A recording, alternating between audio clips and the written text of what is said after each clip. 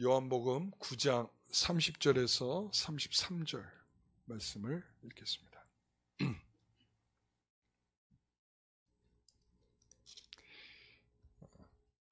같이 읽겠습니다. 그 사람이 대답하여 이르되 이상하다. 이 사람이 내 눈을 뜨게 하였으되 당신들은 그가 어디서 왔는지 알지 못하는도다. 하나님이 죄인의 말을 듣지 아니하시고 그의 뜻대로 행하는 자의 말은 들으시는 줄을 우리가 아나이다. 창세 이후로 맹인으로 난 자의 눈을 뜨게 하였다함을 듣지 못하였으니 이 사람이 하나님께로부터 오지 아니하였으면 아무 일도 할 수 없으리이다. 아멘. 맹인의 고백이라는 제목으로 말씀을 함께 나누도록 하겠습니다. 신체의 결함은 죄 때문이다라는 인식이 있었어요. 특히 이제 유대인들한테 그런 관점이 아주 뿌리 깊게 박혀 있었습니다.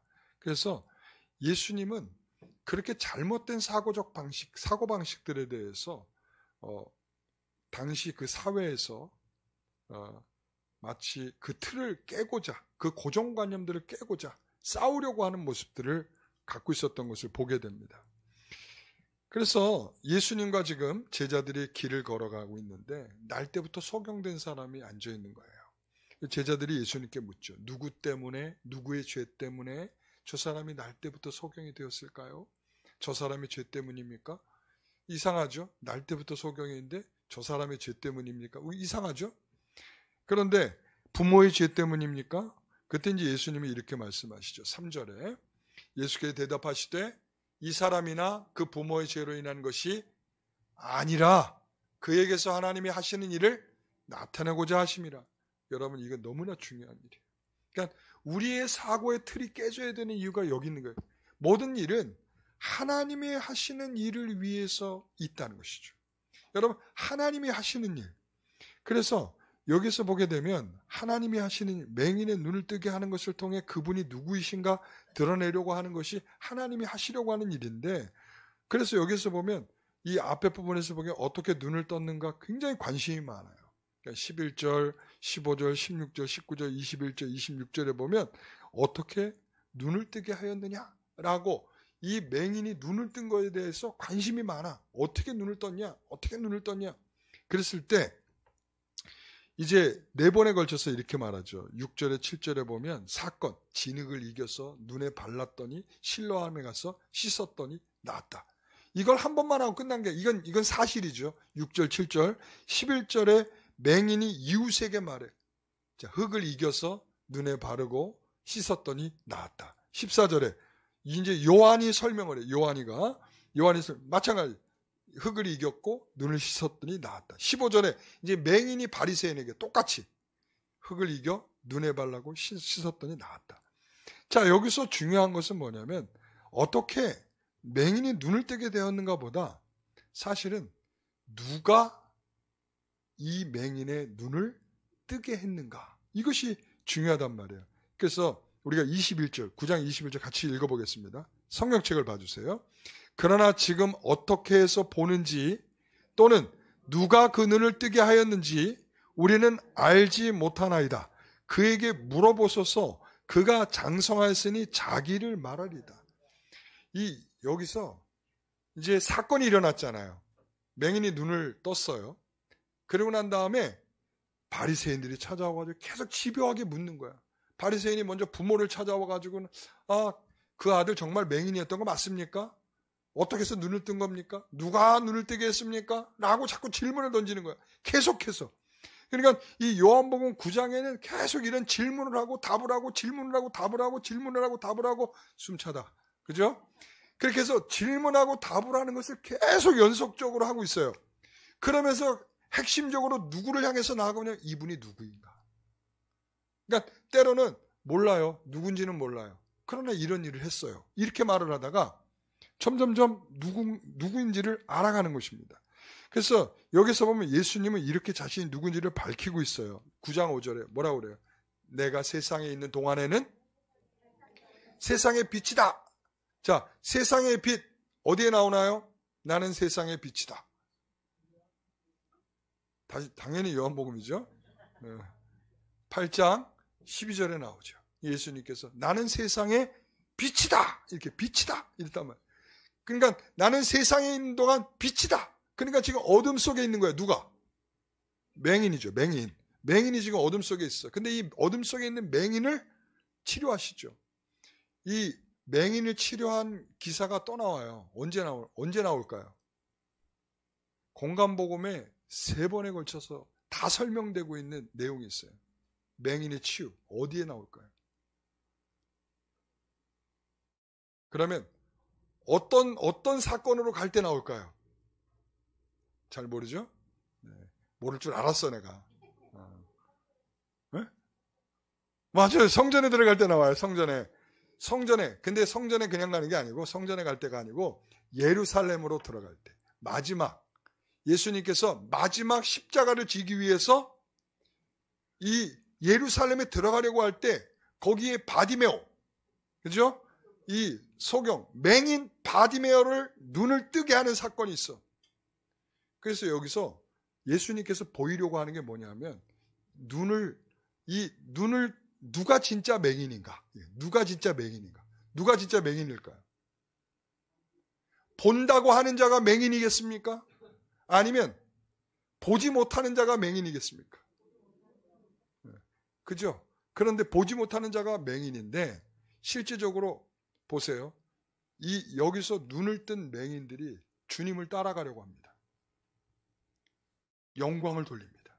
그런데 다른 사람들은 예수님이 이 맹인을 고친 것을 통해서도 별로 탐탁지 않게 생각을 해요. 그러니까 이 눈을 뜨게 한 것을 통해서 뭘 보도록 하는 거냐면, 봐라 이거야. 내가 왜 예루살렘으로 들어가는지를 보라라는 거예요. 내가 왜 예루살렘에 들어가는지 보라. 그래서 맹인의 눈을 뜨게 하시는 사건이 있었던 거죠. 오늘 여기에서도 뭐냐면, 나는 세상의 빛이다. 그럼 세상에 비치면 이 빛을 통해서 어둠 속에 있는 자를 어떻게 해요? 눈을 뜨게 하는 것이죠. 자, 이걸 통해서 뭘 나타내려고 하는 것일까요? 예수님이 이 구약 성경에 보면 이런 얘기들이 나와요. 자, 메시아가 오면 이런 일이 있습니다. 메시아가 오면 그 중에 하나가 뭐냐면 맹인이 눈을 뜨게 될 것이며, 이게 있는 거예요. 그래서 누가복음에 보면 예수님께서 시작하는 그 사역의 처음 시작의 부분에, 자, 눌린 자가 자유를, 그리고 맹인이 눈을 뜨고, 이렇게 얘기한단 말이에요. 그러니까 이것은 뭐냐면 그분이 이 세상에 빛으로 오셨다. 빛이다. 나는 세상에 있는 동안에 빛이다. 라고 말씀하시는 것은 그걸 통해서 뭘 드러내는 거예요? 나는 세상의 빛이요, 그 빛을 선물하러 온 메시아다 라고 하는 것을 말씀하고 있는 것이죠. 자, 이러한 관점에서 보면 요한복음 9장은 이런 의미가 있어요. 이런 질문을 통해서, 자, 누구를 알아가는 것입니까? 누구를? 예수님을 알아가는 거죠. 마치 이거와 같아요. 요한복음 4장에는 누가 나오죠?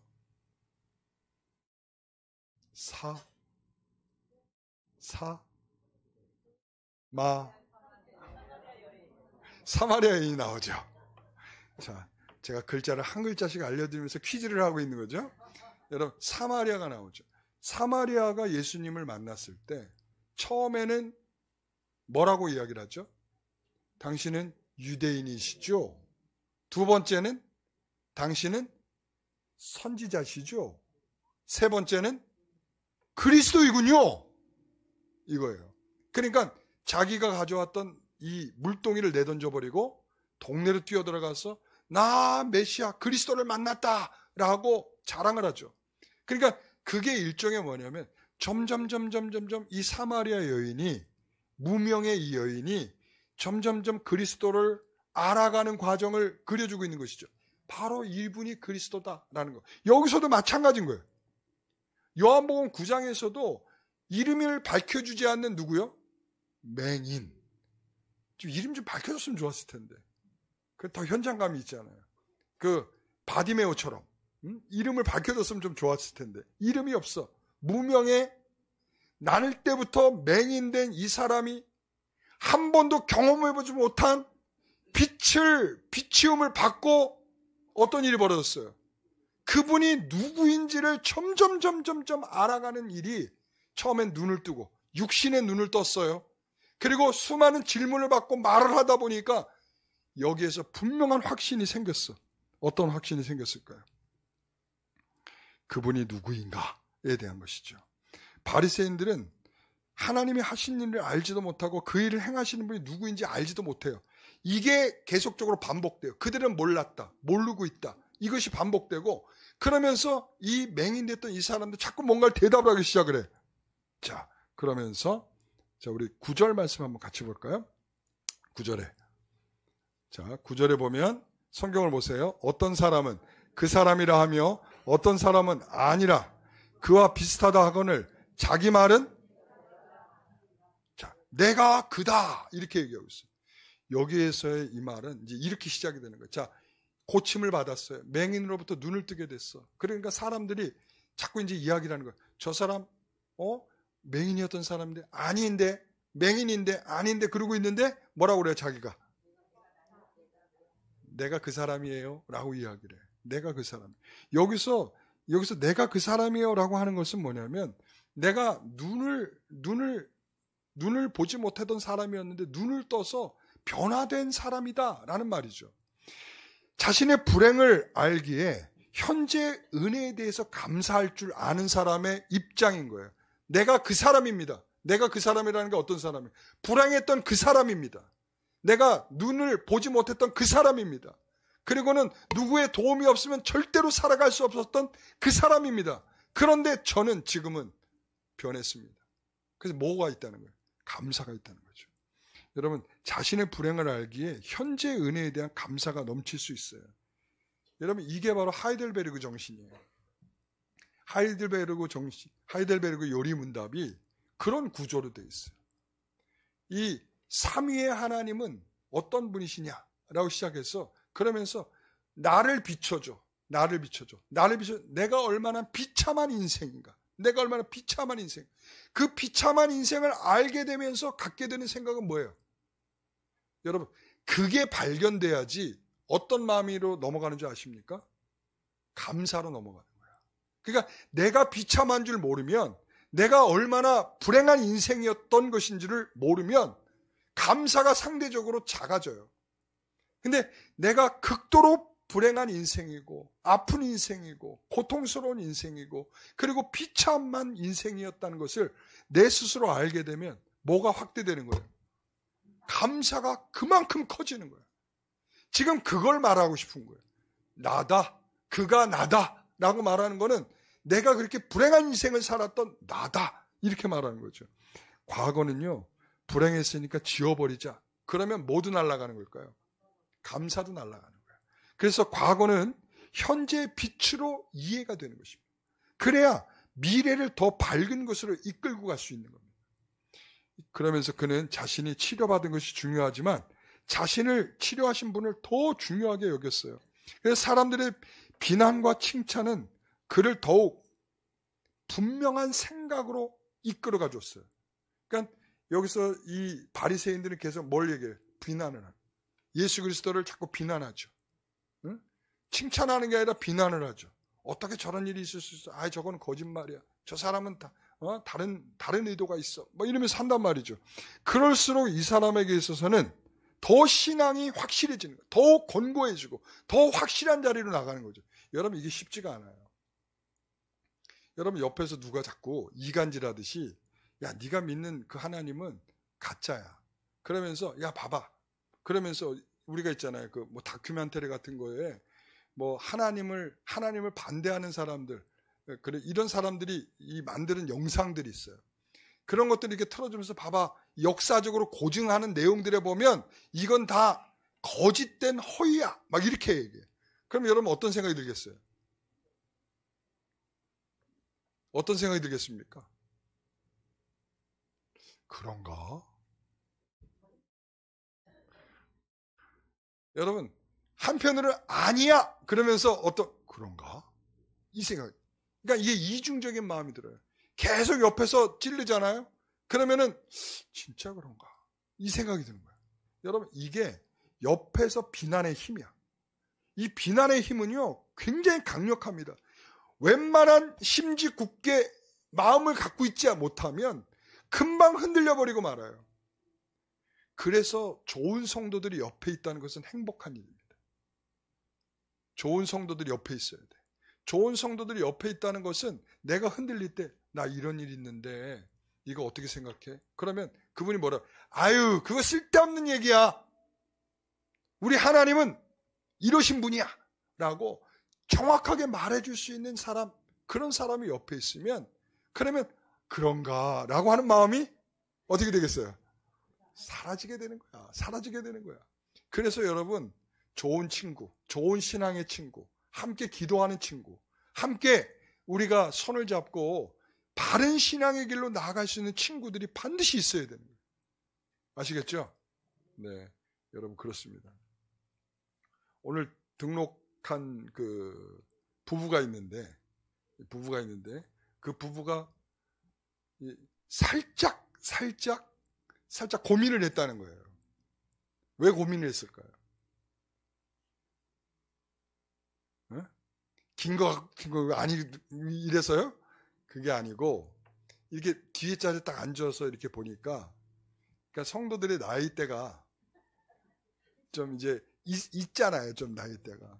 그러면 자기랑 비슷한 정도의 성도들이 잘 눈에 띄지 않는다. 이것 때문에 갈등을 했다 그러더라고요. 그런데 이제 계속 교회를 나오면서 어찌됐던 저의 설교를 듣고 또 성도들의 교회적인 분위기도 보고 이런 것들이 다 좋아서 결국 이제 오늘 등록을 했어요. 등록을. 근데 이제 뭐 결혼한 지 얼마 안 되는 부부예요. 따끈따끈하더라고요. 1년도 안 됐어 아직.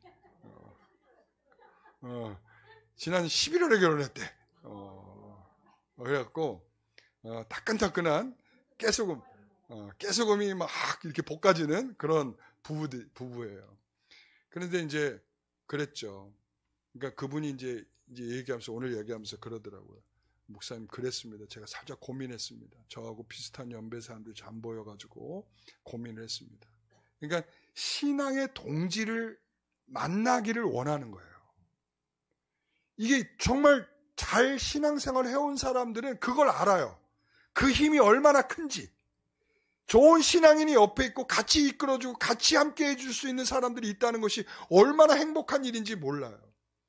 새벽 예배 했으면 좋겠어. 이렇게 말할 때 그래 새벽 예배 해. 그럴 때는 어떻게 해야 됩니까? 그렇지. 바로 그거야. 그래 우리 같이 해볼까? 같이 하자. 나도 힘든데 우리 같이 한번 해볼까? 손잡고 한번 해보자. 여러분 이런 친구가 있어야 돼. 나 새벽 예배 해볼까? 그래 한번 해봐.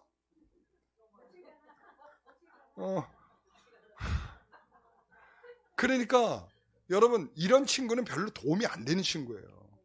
도움이 되는 친구는 그래? 그럼 우리 한번 같이 해볼까? 우리 같이 기도하면서 한번 해보자. 이렇게 좋은 신앙의 동지 이런 사람들이 있어야 되는 거예요. 그러니까 그런 가치를 아는 거예요. 그러니까 여기서 이 맹인이 자꾸 비난의 소리를 듣고 있는데 그럼에도 불구하고 자 보세요. 이제 24절, 24, 25, 26절 같이 읽어보겠습니다. 이에 그들이 맹인이었던 사람을 두 번째 불러 이르되 너는 하나님께 영광을 돌리라. 우리는 이 사람이 죄인인 줄 아노라. 대답하되 그가 죄인인지 내가 알지 못하나 한 가지 아는 것은 내가 맹인으로 있다가 지금 보는 그것이나이다. 그들이 이르되 그 사람이 내게 무엇을 하였느냐? 어떻게 내 눈을 뜨게 하였느냐? 이렇게 묻는단 말이에요. 그랬더니 뭐라고 그랬게요? 왜요? 당신도 그의 제자가 되시렵니까? 미쳤구나 너. 이렇게 되는 거죠. 그러니까 이 사람들 바리새인들의 시각에는 이 예수님을 어떻게 보고 있는 거예요? 죄인이다. 이렇게. 그들은 이 틀을 가지고 그분이 어떻게 하시는지 그분이 어떤 분인지 이거에 대해서는 전혀 관심이 없어. 죄인. 딱지를 딱 붙여놓고 전혀 마음에 변할 생각이 없는 거예요. 그러나 이 사람은 죄인인지 아닌지 난 잘 모르겠어요. 그러나 내가 맹인이었는데 내 눈을 뜨게 한 것은 분명합니다. 자, 이거예요. 그러면서 맹인의 결론이 오늘 이렇게 나오는 거예요. 30절 같이 읽어봅니다. 그 사람이 대답하여 이르되 이상하다. 이 사람이 내 눈을 뜨게 하였으되 당신들이 그가 어디서 왔는지 알지 못하는도다. 당신들이 그분이 누구라는 것을 모른다는 것이 놀랍다. 이렇게 얘기해. 나는 아는데. 이 말이죠. 당신들 참 놀랍습니다. 어떻게 몰라요? 그러나 나는 안다. 신앙의 눈이 열린 거예요. 바로 이게 결론인 거죠. 그가 저 사람들은 아무리 쳐다봐도 몰라. 아무리 질문해도 몰라. 왜? 이미 선입견이 다 있거든. 뭐야? 죄인. 더 이상 없어. 이 사람이 어떤 분인지 알아가려고 하는 마음조차도 없어. 여러분, 우리가 그런 신앙인들이 많아요. 도대체 목사가 설교를 하면 그 설교를 따라오면서 그 논리적으로 어떤 은혜가 있고 어떤 가치가 있고 하는 것을 점점점 깨달아가고 알아가고 하는 은혜가 있어야 되는데 그런 건 도대체 관심이 없어. 그냥 내 틀. 이거는 변하지 않아. 나는 절대로 달라질 수가 없어. 내 나이쯤 돼봐. 절대 나는 생각이 변할 마음이 없어. 라고 규정해놓고 여러분 바리새인들이에요. 여러분 유연하셔야 돼. 생각이 유연해야 되고 들으면서 마음이 바뀔 수 있도록 기도하셔야 돼. 여러분 그럴 때는 우리가 음식에도 그래서 뭘 쳐야 돼요? 네, 조미료 말고 식초를 쳐야지. 부드럽게. 그러니까 유연해지도록 음식이 유연해지도록 식초를 치지. 여러분에게도 식초를 치도록 여러분 기도하십시오. 네, 식초를 치도록. 여러분 식초가 필요하시면 얘기하세요. 제가 식초 한 병씩 사드릴 테니까. 아시겠죠? 예. 아유 좋습니다. 이 신앙은 이런 거예요. 불신은 자연스러운 것이고 신앙은 매우 낯선 것입니다. 불신앙은 자연스러워. 어디나 널려 있어. 흔하게 볼 수 있어. 그러나 진정한 신앙은 낯설어. 처음 듣는 것 같아. 왠지 껄끄러워. 부담스러워. 하기가 어렵습니다. 오늘날 과학, 이성, 자연은요. 하나님을 생각하는데 점차적으로 낯설게 만듭니다. 하나님 정말 계신가? 우리가 이 학생들, 아이들이 왜 하나님을 못 믿는가 하면 과학적 이성들이 이미 그들의 마음들을 지배하고 있다 보니까 그 과학과 이성을 초월해서 계시는 하나님에 대한 이해가 생길 수가 없는 거예요. 그러니까 여러분 스스로가 믿음을 가졌다고 했을 때 과학과 이성에 지배되듯이 삶을 살아가면 과학과 이성을 뛰어넘어 그들에게 설명해야 하는 몸으로 바디랭귀지로 설명을 해야 하는 그런 부분이 안 된단 말이죠. 그러니까 나 역시도 아이들한테 이야기를 하죠. 아이들은 과학과 이성의 지배를 받아갖고 더 이상 위로 점핑할 수 없는 마음들을 갖고 있는데 부모들이 거기에 뭘 더해주냐면 그래 과학과 이성이 맞아 라고 지지를 해줘. 아니라고 말하지만 여러분들이 그렇게 하고 있어요. 대부분의 신앙의 부모들이 그것 때문에 아이들이 지금처럼 그와 같이 돼버리고 마른 것입니다. 여러분 우리는 세상이 낯설게 하는 답을 가진 사람들. 세상은 동의할 수 없는 그런 내용을 갖고 있는 사람들. 그래서 그 낯설음은 세상을 창조하고 섭리하시는 하나님에 대한 신앙이기도 한 것입니다. 그래서 31절 같이 읽어봅니다. 하나님이 죄인의 말을 듣지 아니하시고 그의 뜻대로 행하는 자의 말은 들으시는 줄을 우리가 아나이다.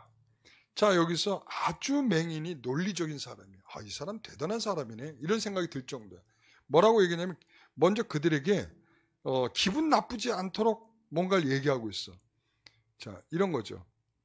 먼저는 하나님이 죄인의 말을 듣지 아니하고 경건하여 그의 뜻대로 행하는 자의 말은 들으시는 줄을 안다. 여기서 뭐냐면 이런 거예요. 우리는 분명 공통적으로 알고 있는 바가 있다. 공통적으로 아는 바가 있다. 뭘 알고 있어요? 하나님이 듣는 자와 듣지 않는 자가 있다라는 거예요. 이거에 대해서 동의하잖아요. 그죠? 하나님은 어떤 사람의 기도는 들으시고 어떤 사람의 기도는 듣지 않는 바가 있다. 그렇죠? 어떤 사람의 죄인은 듣지 않고 경건하게 그 뜻대로 하는 자의 말은 듣는다.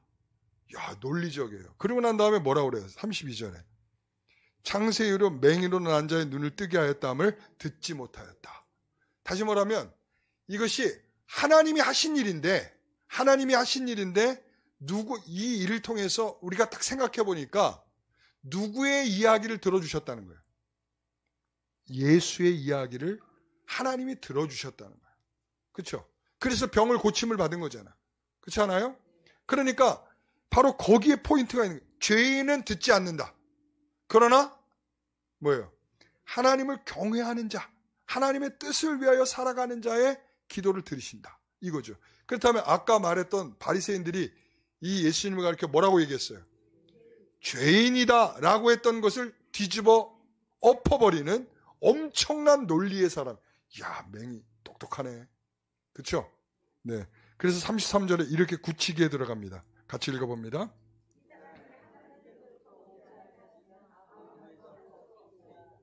네. 자, 이 사람이 하나님께로부터 오지 아니하였으면 아무도 할 수 없으리다. 이게 바로 맹인의 신앙 고백입니다. 이분은 하나님으로부터 오신 분입니다. 결론인 거예요. 하나님으로부터 오셨다. 그러니까 하나님으로부터 오지 않으면 이건 결코 일어날 수 있는 일이 아니다. 이사야서 29장 18절에 보면 맹인의 눈이 볼 것이며 이렇게 말해요. 맹인은 이게 어느 때 일어날 일이냐면 메시아가 이 땅에 오시면 맹인이 눈을 뜬다. 다시 말하면 메시아가 오셨다는 사인이에요. 그러니까 우리가 사실은요, 예수님이 오셔서 수많은 병자들을 치유하시잖아요. 그러니까 우리는 이렇게 생각한단 말이에요. 아, 예수님은 치유하시는 분이시구나. 이렇게 생각을 한단 말이에요. 그래서 무조건 우리가 기도하면 병이 낫습니다. 이렇게 한단 말이죠. 그런데 여러분, 그게 반쯤은 틀린 말이야. 반쯤은. 왜 반쯤은 틀렸냐면 예수님께서 병자를 많이 고치신 이유가 뭘까요?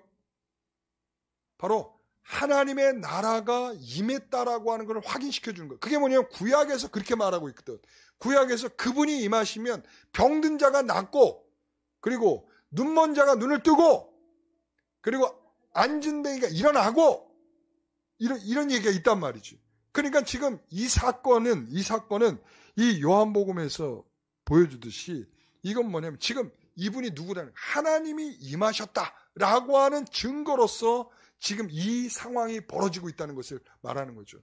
그러니까 우리가 예수님께서 병자를 치유하신 첫 번째 목적은 뭐라고요? 하나님의 나라가 임했다. 그의 나라가 임했다. 그의 시대가 왔다. 라고 하는 것을 확인시켜 주는 거예요. 그러니까 오늘날 우리가 예수님의 이름으로 기도하면 하나님께서 중요한 것은 병든 자를 치료하신다라고 하는 기본적인 맥락이 있지만 모든 자를 치료하는 것이 아니다. 왜? 왜 그렇습니까? 하나님의 나라가 필요한 사람들에게 치료가 나타나는 거예요. 아시겠죠? 네. 그러니까 저는 그 은혜를 입었어요. 저도 병든 중에 주님을 만났고, 그래서 주님께서 나를 그렇게 치유하여 주심으로 인해서 제가 이렇게 지금 여러분들 앞에 서서 이렇게 목사가 돼서 이와 같이 설교자가 되어 있는 거 아니겠습니까? 그러니까 그 이후에는 그와 같이 엄청난 기적은 일어나지가 않더라고요. 일주일 만에 뭔가 엄청난 변화가 일어나갖고 하나님이 마치 천지개벽하듯이 내 인생을 바꾸시는 그런 엄청난 기적과 같이 일어났던 사건이 나는 매번 그렇게 일어날 줄 알았더니 그게 아니더라고. 하나님의 나라가 하나님의 나라가 임하였다라고 하는 그런 하나님의 놀라운 역사를 경험하게 하는 자들에게 있어서는 그 역사가 일어나는 거예요. 그러나 그렇지 않은 사람에게는 그 병을 통해서 더 하나님을 견고히 붙들라는 하나님의 은혜인 줄 믿습니다. 그래서 우리가 사도 바울 같은 경우에도 3번을 기도했다잖아. 하나님 병 낫게 해주세요. 그러나 하나님이 내 은혜가 내게 족하다. 이것으로 결론 꽝, 도장 꽝, 끝 이렇게 했다는 거죠. 그러니까 우리에게 있어서 항상 그것이 모범 답안처럼 기도하면 낫는다. 이 개념이 아니고 우리가 기도하면 하나님을 의지하는 힘이 생긴다. 여러분, 죽어도 당당하게 죽고, 여러분, 살아도 당당하게 사는 은혜가 우리가 기도하는 성도들에게 주시는 거예요. 비굴하게 죽지 않고, 죽기 싫어요 쩔쩔매면서 죽지 않고 하나님의 은혜를 주셔서 우리를 당당하게 살아가도록 만드시는 은혜가 있는 줄 믿습니다. 오늘 맹인이 이와 같이 고백하는 걸 우리도 그런 고백이 있기를 소원합니다. 그러니까 내 심중에 이렇게 하나님을 더 깊이 파고 들어가는 그런 은혜가 주어지기를 소원합니다. 이 맹인은 눈을 뜬 것만으로 해결되고 끝난 게 아니고 이것을 통해서 영적인 눈이 열렸어요. 그리고 그분이 누구인지를 봤어요. 하나님으로부터 오신 분임을 분명하게 보았어요. 그러면서 그것이 얼마나 내가 큰 은혜인지를 확인했어요. 놀라운 것이죠. 오늘 이것이 우리의 일생을 살아가는 가운데 날마다 더해지시기를 소원합니다. 그래서 한 걸음 더, 우리가 내일은 한 걸음 더, 10년 후면 더 깊은 주의 은혜 가운데 우리가 살아가는 우리 성도들이 다 되시기를 소원합니다. 기도하겠습니다. 하나님 감사합니다. 주의 말씀을 우리가 더 힘써 들으며 우리의 마음을 새롭게 하시는 은혜가 있는 줄 믿습니다.